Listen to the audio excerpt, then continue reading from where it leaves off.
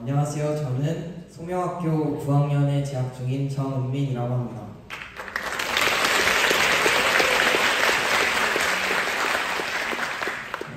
사실 여기 올라오고 긴장을 많이 하고 있었는데 앞에서도 너무 잘 말씀해 주셔서 지금 더 긴장을 하게 되는 것 같습니다. 여기 준비한 대로 결제문을 읽으면서 대한교육기관 학생들이 당연히 누려야 할 권리에 대해서 설명해 드리도록 하겠습니다.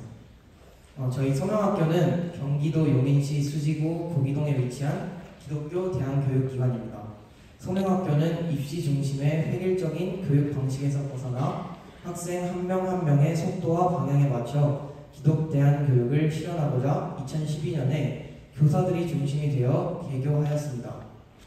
성경적 가치관으로 살아가는 삶과 우리의 이웃에 대해 더 깊이 고민하면서 주어진 정답만 찾기보다는 질문하는 법을 배우는 교육을 하고 있는 학교입니다. 소명학교의 학교 생활은 공동체 안에서 서로를 이해하고 배려하는 법을 배우며 실수와 갈등이 생겼을 때에도 서로의 이야기를 듣고 관계를 회복해 나가는 과정을 중시합니다. 이 과정에서 선생님들은 기다려주시고 함께 올바른 방향을 제시해 주십니다.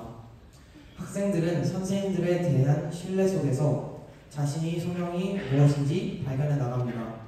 저는 이곳에서 좋은 친구들과 함께 배우고 자라면서 학교 생활이 얼마나 소중하고 즐거운지 매일매일 느끼고 체감하고 있습니다. 소명학교만이 아니라 많은 대한교육기관들은 기존의 교육제도 안에서 충분히 자신을 표현하기 어렵거나 다양한 배움의 기회를 얻지 못했던 학생들에게 새로운 배움의 길을 열어주고 있습니다. 각자의 흥미와 관심을 중심으로 수업이 구성되고 선생님들과 학생 간의 관계는 인격적이고 신뢰가 있습니다. 교육의 목표보다 사람 중심적입니다. 그러나 이런 교육이 단지 선생님들의 열정이나 철학만으로 지속적으로 유지되기는 어렵습니다. 안정적이고 제도적인 지원을 통한 안정적인 교육 여건이 마련되어야지만 학생들이 지속적으로 배우고 성장할 수 있습니다. 그러나 현실은 아직도 많은 부분에서 대한교육기관 학생들을 소외시키고 있는 실정입니다. 그 중에서도 저는 운동 공간 부족 문제와 급식 예산 지원 중단, 통학 지원 문제에 대해서 말씀드리고자 합니다. 이 세 가지 문제는 모두 학생들의 기본적인 권리와 직결되는 사안이기 때문에 반드시 해결되어야 한다고 생각합니다. 먼저 운동 공간 부족 문제입니다. 저는 운동을 좋아하는 평범한 한국의 청소년이기도 한데요. 현재 소명학교에는 정식 운동장이 없습니다. 학교 안에 작은 농구장이 하나 있을 뿐입니다. 모든 학년의 체육 수업과 방과 후 활동을 모두 소화하기에는 매우 협소하다고 생각합니다. 저 역시 방과 후 수업으로 농구부와 축구 활동에 참여하고 있습니다. 농구는 그나마 가능한 수준이지만 축구는 적절한 공간이 없어 외부 공공체육시설을 대여해 진행하고 있습니다. 그러나 이조차도 쉽지 않습니다. 공공시설은 이용 수요가 많고 예약도 경쟁이 치열하며 대여 절차도 복잡하기 때문에 원하는 날짜와 시간에 공간을 확보하기가 어렵습니다. 체육 선생님께서 매달 아이돌 티켓팅을 하듯 예약하시는 모습을 보니 마음이 짠한 생각이 드는 것 같습니다.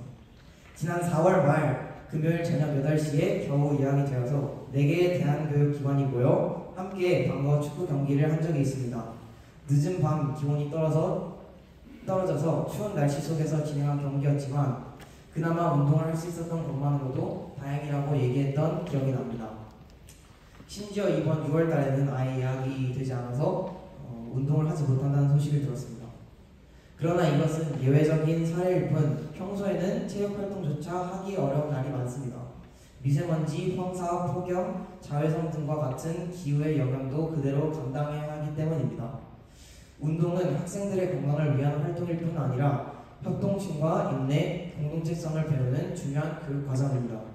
이처럼 기초적인 체육 환경조차 보장되지 않는다는 것은 대한교육기관 학생들이 교육의 기본적인 권리를 누리지 못하고 있다는 증거라고 생각합니다.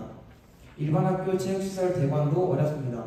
그래서 소명학교는 올해부터 실내 체육관 건립을 위한 프로젝트도 시작한 상황입니다. 대한교육기관이 안정적인 체육 활동을 할 수 있도록 교육청에서 함께 고민해 주셨으면 좋겠습니다. 두 번째는 급식 예산과 관련된 문제입니다. 최근 대한교육뉴스 보도에 따르면 지난해 제정된 경기도교육청 대한교육기관 지원 조례에 따라 그동안 경기도가 맡아오던 급식비 지원을 경기도교육청으로 이관하려는 움직임이 있었습니다. 실제로 올해 상반기까지는 예산이 편성되었지만 하반기부터는 지원이 불투명한 상황이라고 합니다. 경기도교육청은 대한교육기관이 학교 밖 청소년에 해당한다는 이유로 급식 지원은 자신의 소관이 아니라고 밝히고 있습니다. 하지만 이러한 주장은 법적 근거에도 맞지 않고 현실을 반영하지도 않습니다. 2025년 7월부터 시행 예정인 대한교육기관에 관한 법률 개정안에서는 교육감이 대한교육기관 운영에 필요한 경비를 지원할 수 있도록 규정하고 있으며 그 시행령 예고안에는 학생 급식비도 포함되어 있습니다. 또한 경기도교육청 대한교육기관 지원조례 제7조에서도 교육감이 예산의 범위 안에서 급식비를 지원할 수 있다고 명시하고 있습니다. 경기도 내 대한교육기관이 이미 교육감의 승인을 받아 등록되어 있음에도 불구하고 교육청이 법과 조례에 근거한 책임을 회피하는 태도는 납득하기 어렵습니다. 더 심각한 문제는 교육청이 향후 급식 업무를 인수할 계획조차 하지 않고 있다는 점입니다. 만약 이런 상황이 계속된다면 하반기부터 대한교육기관 급식이 실제로 중단될 수도 있습니다. 이로 인해서 학생들과 학부모님들은 큰 부담을 껴안게 됩니다. 급식은 학생들에게 소중한 한 끼입니다. 특히 경제적으로 어려운 가정의 경우 학교 급식이 유일한 정규 식사가 되는 경우도 있습니다. 급식 지원은 단지 행정적 편의를 따질 문제가 아니라 학생의 생존권과 건강권과 직결되는 교육복지의 문제입니다. 경기도교육청이 이를 단순히 학교 밖 청소년 업무로 규정짓고 회피하는 것은 교육청의 존재 이유를 되묻게 됩니다. 문제는 예산의 추가 편성보다 이를 해결하겠다는 정책적 의지에 있다고 생각합니다. 급식 지원이 끊어진다고 생각한다면 학부모님들께서는 어떤 마음이 드실지 여쭙고 싶습니다. 미등록 대한교육기관에 대한 급식 지원 주체는 경기도에서 기존처럼 감당하더라도 대한교육기관에 대해서는 더 이상 미루지 말고 경기도교육청이 지원 주체가 되어 이 사태를 조속히 해결해 주셔야 한다고 생각합니다. 뿐만 아니라 급식비 단가도 높여주셔서 지속적으로 건강한 식단이 공급될 수 있도록 노력해 주시길 부탁드리겠습니다. 마지막으로 통학과 관련된 어려움을 역시 간과해서는 안 된다고 생각합니다.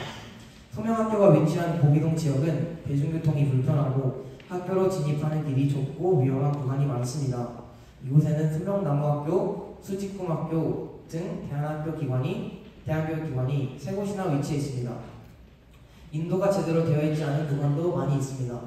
이곳을 이용해서 아침마다 좁은 길을 따라 버스와 차량을 피해 걸어야 하고 비가 오거나 눈이 오는 날에는 더욱 위험한 상황이 생깁니다.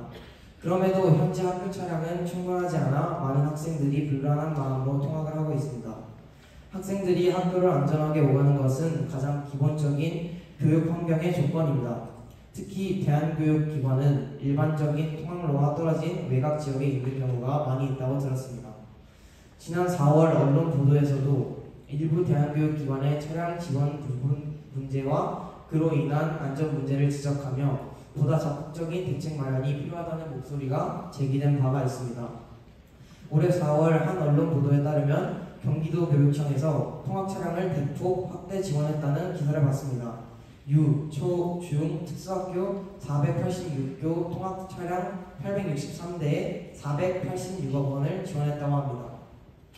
여기에 대한교육기관의 학생들이 안전한 통학을 하기 위해서 편성된 차량이 단 한 대도 없다는 사실을 교육감님이 아시는지 모르겠습니다. 교육청에서는 통학 지원이 더 이상 학생과 학부모가 스스로 해결해야 할 문제가 아니라 학교 교육을 위해 당연히 보장해야 하는 교육권의 하나라는 미래교육청 인식 변화에서 출발했다고 합니다. 이런 인식에 대한교육기관은 포함되지 않아야 하는 것인가요? 왜 우리는 제외되어야 하는지 질문을 드리고 싶습니다. 이처럼 운동 공간, 급식, 통학 등 대한교육기관 학생들이 겪고 있는 문제들은 단지 불편함의 수준을 넘어서 교육의 기본권을 어디까지 인정할 것인지에 대해서 사회적인 질문을 던지고 있습니다. 대한교육기관은 더 이상 예외적인 교육이 아닙니다. 공교육과 대한교육은 또 하나의 공적 교육 모델로 자리 잡아가고 있습니다. 따라서 이곳에 다니는 학생들도 다른 학교 학생들과 마찬가지로 최소한의 교육권과 생활권을 보장받아야 합니다. 그것은 특혜가 아니라 상식이며 기본입니다. 저는 다음과 같은 점들을 제안하고자 합니다.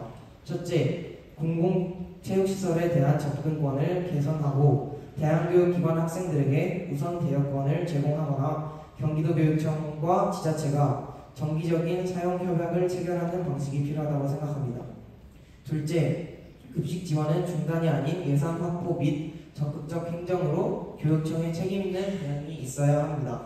마지막으로 통학 안전 문제는 단순한 편의 문제가 아니라 생명과 건강의 문제로 인식되어야 하며 차량 지원 확대와 통학 환경 개선에 대한교육기관도 포함해 주시길 제안드립니다.